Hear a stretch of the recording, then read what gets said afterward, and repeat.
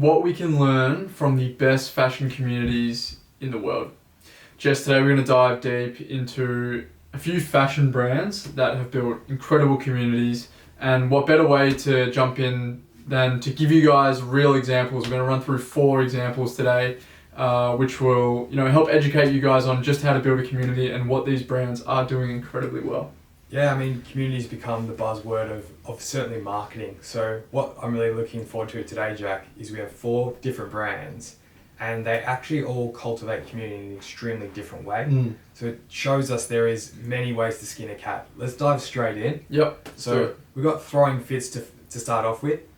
If you don't know Throwing Fits, they're infamous for being the best meme page in fashion bar none. I don't think it gets any better. Based in New York. Based out of New York, really. The Mecca. It's very New York humor, but I mean, New York sets the trend, right? So if you love fashion, you will absolutely cackle your ducks. It's hilarious. And their Reddit's just going bananas. Every second of the day, people are commenting, engaging. So that's one of their main tools with how they grow their community? Definitely. Through humor, which I think's a really powerful way. Chinatown Market, now known as Market, also do this. It's creating that humor, and if you can get, and they post a lot of memes as well, so memes being a key here with the humor. If you can get people laughing and engaged, there's no better way to say to your community, we share this commonality, really. Yeah, and I suppose they're evoking that through the memes, through the humor. Especially when they comment. Yeah. And sometimes the comments are actually funnier than the meme themselves. And people just look you can get lost in those comments. It's the best. You're in the sea of those comments, and it's great, especially when it's just a gag. So that's Throwing Fits is very unique, Jack. I don't see that many communities. I did say Chinatown Market, now known as Market, so I have to keep pushing on that. They definitely do this strategy as well. So it's pretty big in America. I think it's an awesome strategy. Yeah, I suppose when you can elicit those kind of emotions in people, it's only going to help grow that community feel and that brand loyalty, I think, too. 150%. I think the thing with memes is you've got to be on trend and you've got to be fast. Yeah. They're posting 3 to 5 memes every single day, and they're topical, and that's what a meme really is at its core. It's something that's happened in society. So that's an awesome strategy. They also have an incredible podcast. Yeah. We'll be on there one day. I'm sure they're listening to this. We will. Speaking into existence. Man, you go listen to the podcast Throwing Fits. They're just going a million miles an hour, New York style. They have great guests on, some really cool stories.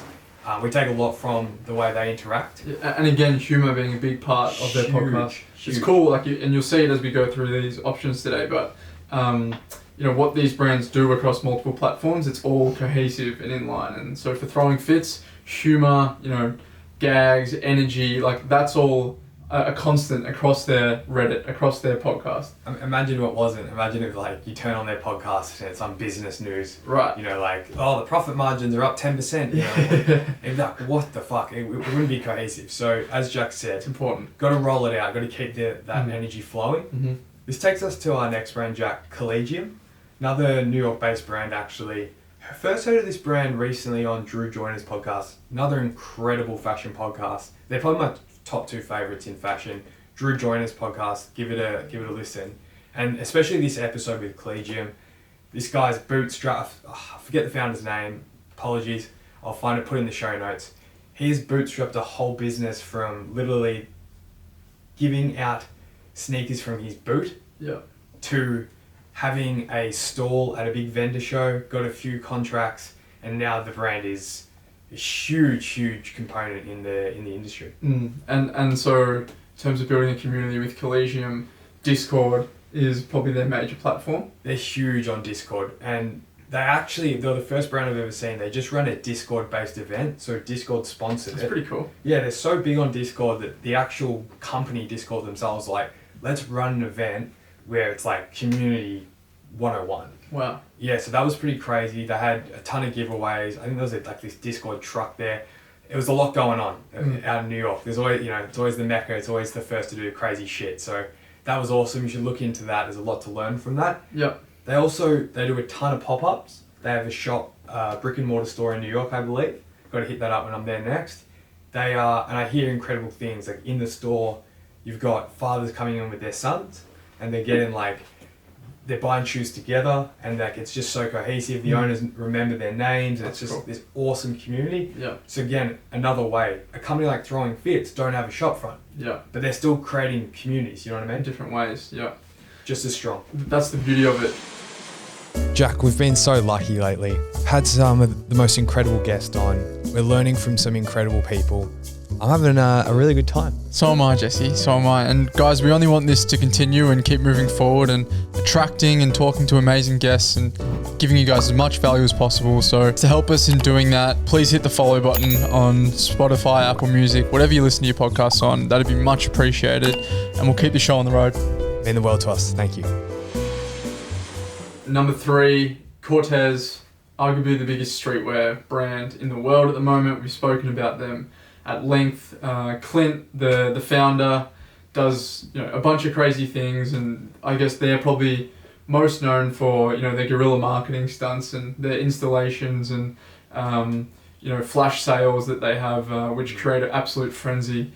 For the most part in London and the UK. You showed me yesterday or the day before how many people they had online for their recent... Yeah, they had, I think, 205,000 sessions. Website, live sessions. I think it was 80,000 live, 200,000 total. That was for the Nike MX 95 collaboration they just dropped. I think that was the New York collaboration. It's a huge business, that. They're doing crazy things. And they're a great example, right? We've got pop-up, but hold on, so... We were saying the other day, there's a thing that Clint never does. Yeah, so Clint has never been on a podcast. So obviously, back to picking your lane, they've obviously, for whatever reason, like we don't want to build a community in a podcast sense, but we do want to build it in these other ways, like pop-ups and physical, installations and creating frenzies in communities in a physical sense. But in terms of podcasts, yeah, he hasn't really been present in them. What that shows me, Jack, is like you can never do it all, and it's actually really important to know what you don't want your brand to be associated with. And that's not a negative thing. It's just showing like these are the lanes that I'm going to choose. I'm going to put all my time and energy into them.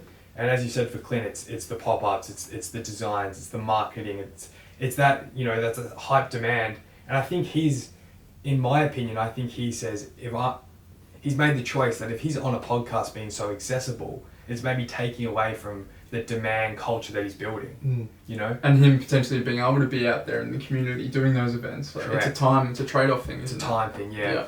Which ties us into us and how we manage our time and how we want to build a community. Yeah, we're throwing us in there. I mean, we're with three of the heaviest hitters in the world, but why not throw us at fourth?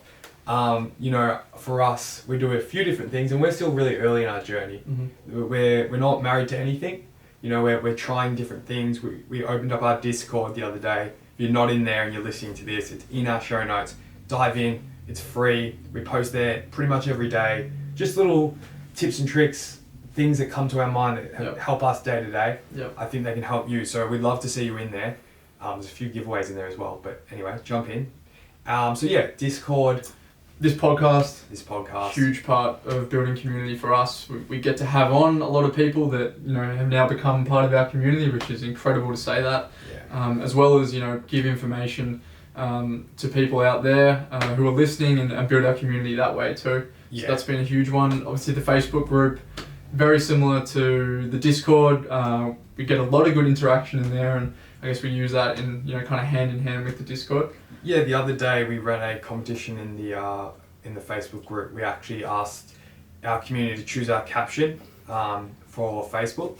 We had a bunch of different comments. They were pretty funny to read out. Dippy's mum had a pretty good comment there. It was a bit of a family affair. It was good. We got a wide variety of people, and we did choose one of the comments. One of the captions, and they won a hoodie. They did, yeah, free hoodie shipping out to them this week. Yeah, so we shipped that one out. There you go. It's on the back burner, but we'll get there. So look, there's so many different ways. I think a lot of this sounds really big. Like you got to start a big podcast that's going to cost you thousands of dollars. That's one thing you can do, and hit my chin on the mic. That's one thing you can do, but reality is it's done through a lot of small things. Yeah. For instance, we respond to DMs with tons of care. We sometimes ask how people's days are going. Just try to create a connection beyond that surface level retail store that's really just trying to take your money. Yeah, I think if those 4 examples have taught us anything, it's that there are so many different ways to build a community, and you don't have to be doing everything. You can just pick 2 or 3 or even 1 and do it incredibly, and that's going to build an amazing community for you. So we're probably still in that phase of like figuring out what exactly those 2 or 3 things are for us. Hence, we're trying so many different things. Yeah, you know, like for us, we haven't had the product to go do a pop-up store, but that's huge on our list this year. Definitely by the end of the year, there will be a pop-up store. Yeah. Mark that down. So that could shift our landscape. You know, we might have to give up something. It might be, you know, maybe it puts a strain on the podcast. Who knows? Hopefully not.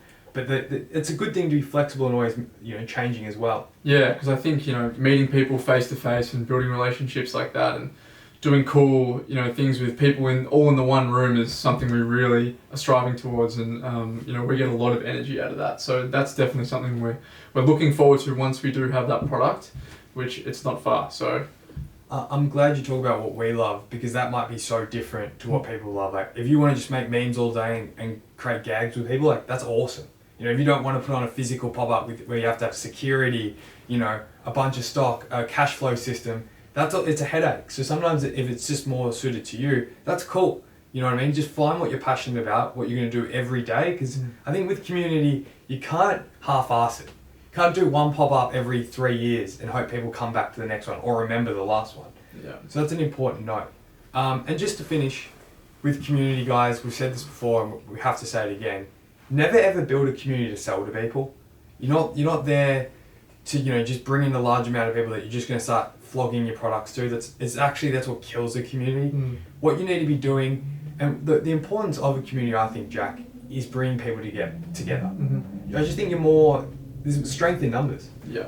Yeah, and you know, when you bring like-minded people together, amazing, cool things happen. You know, from relationships to new ideas. So it's an incredible, you know, thing to build, and it can only, you know, take your brand or your business to new heights. So it's definitely worth thinking about. Loved it. Thanks for being with us today, guys.